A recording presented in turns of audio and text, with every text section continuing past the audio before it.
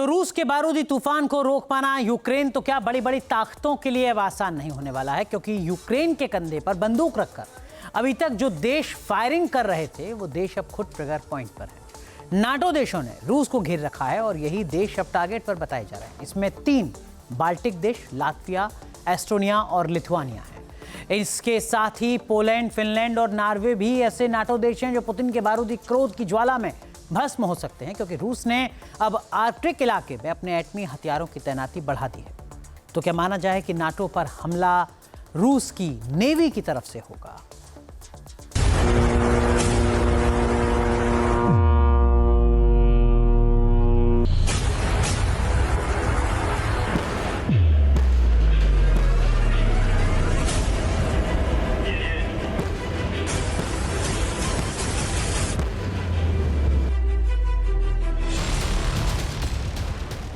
Putin अब Ukraine जंग के आगे नाटो के यूरोपीय मुल्कों को सबक सिखाने के मूड में आ चुके हैं। यूक्रेन जंग में नाटो और अमेरिकी दखलंदाजी ने पुतिन के गुस्से को भड़का दिया है।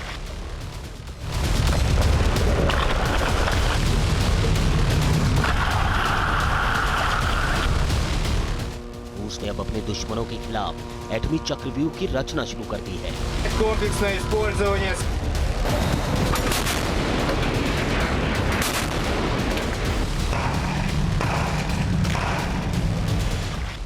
रूस अब आर्कटिक के मोर्चे से नाटो की अगले ठिकाने लगाने का प्लान रेडी कर रहा है।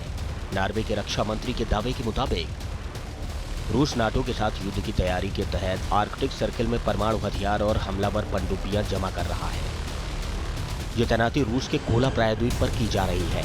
यहाँ मॉस्को का उत्तरी बेड़ा और उसके परमाणु हथियार मौजूद है।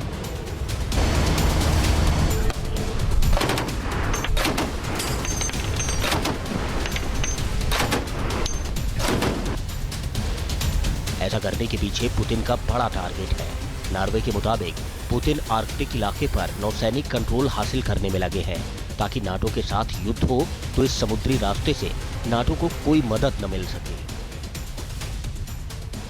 आर्कटिक सर्किल में तैनात इन परमाणु हथियारों का निशाना नॉर्वे, ब्रिटेन, कनाडा और अमेरिका की तरफ है, जिनके साथ यूक्रेन जंग को लेकर रूस का टकराव लगातार बढ़ रहा है। आर्कटिक सर्किल के आसपास रूस की नजर बहुत दिनों से थी और रूस इस पूरे इलाके को अपनी स्ट्रेटेजिक रीच बढ़ाने के लिए भी देखता था।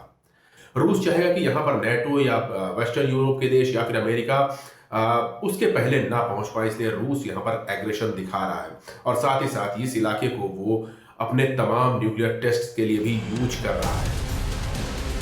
यूक्रेन युद्ध के बाद से आर्कटिक में रूस आक्रामक रणनीति पर फोकस कर रहा है। फिनलैंड और स्वीडन के नाटो में शामिल होने से क्षेत्रीय सुरक्षा परिदृश्य में व्यापक बदलाव आया है, जिससे मॉस्को का आर्कटिक में अपनी सैन्य उपस्थिति मजबूत करने के लिए मजबूर होना पड़ा है। रूस ने आर्कटिक में सैन्य अभ्यास बढ़ा दिए हैं। मॉस्को को लगातार एयर डिफेंस सिस्टम का विस्तार कर रहा है। आर्कटिक में नई सैन्य यूनिट्स की तैनाती की जा रही है। इसके साथ ही रूस ने एक एडवांस समुद्री सर्विलांस नेटवर्क बनाया है। यह नेटवर्क रूस को अमेरिकी पनडुब्बियों की हरकतों पर नजर रखने में मदद करता है। यह नेटवर्क बैरेंट्स सागर और आर्कटिक के अन्य जल क्षेत्रों में फैला हुआ है, जो रूस के परमाणु पनडुब्बी बेड़े के लिए एक सुरक्षा कवच की तरह काम करता है और किसी भी हमले की स्थिति में जवाबी परमाणु हमले की क्षमता का महत्वपूर्ण हिस्सा है। वहीं यूक्रेन के मोर्चे पर नाटो और अमेरिका के बढ़ते दखल को देखते हुए रूस की न्यूक्लियर फोर्स ने बड़ा अभ्यास किया है। रूस का न्यूक्लियर ट्रायड यानी जमीन, आसमान और समंदर से एटमी हमला करने की ताकत पूरी दुनिया जानती है। रूस ने न्यूक्लियर वॉरहेड के साथ अपनी मिसाइलों को वॉर रेडी कर रखा है। रूस के पास जमीन आधारित RS-24 यार, सरमत और एवनगार्ड हाइपरसोनिक मिसाइलें हैं।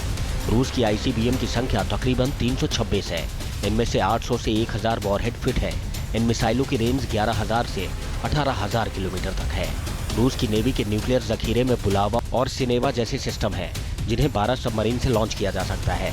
इनमें 576 एटमी वॉरहेड फिट है, जिनकी रेंज 9300 किलोमीटर से 12000 किलोमीटर तक है। जबकि रूस की वायुसेना के पास Tu-95, Tu-160 black jam system है। इन स्ट्रैटेजिक बॉम्बर्स की संख्या करीब 60 तक है, जिनमें 60 वॉरहेड लगे हैं। इनकी रेंज 12000 किलोमीटर तक है। ऐसे में यूरोप के नाटो मुल्क अगर रूस से घबरा रहे हैं तो उसकी ठोस वजहें हैं। क्योंकि जर्मनी और डेनमार्क की खुफिया एजेंसियों की रिपोर्ट है कि रूस अगले कुछ वर्षों में यूरोप पर हमले की तैयारी कर रहा है।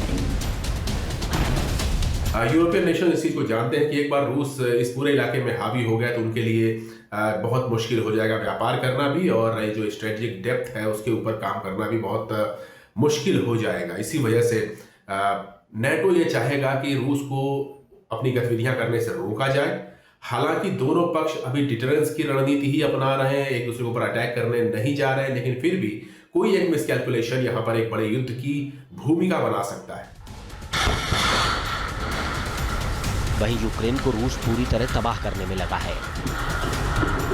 सदियों की आहट के साथ ही रूस अब यूक्रेन के एनर्जी स्टेशंस को टारगेट कर रहा है। रूस की सेना ने यूक्रेन के विंड टरबाइन को तबाह कर दिया। इससे पहले भी मॉस्को की फौज यूक्रेन के गैस स्टेशन और ऑयल डिपो को नस्तेनाबूद कर चुकी है। लेकिन ये सिर्फ ट्रेलर है, क्योंकि जब यूक्रेन में भयानक सर्दी का दौर शुरू होगा उस वक्त पुतिन की सेना इससे भी विनाशक अटैक कर सकती है, ताकि जेलेंस्की को घुटनों पर लाया जा सके। Team news nation. जहाँ भक्ति है हर शब्द में, कथाओं में छुपे हैं दिव्य रहस्य और ज्योतिष देता है जीवन को दिशा। धर्म से जुड़ी हर बातों को जानने के लिए हमारे चैनल स्तुति को सब्सक्राइब करें।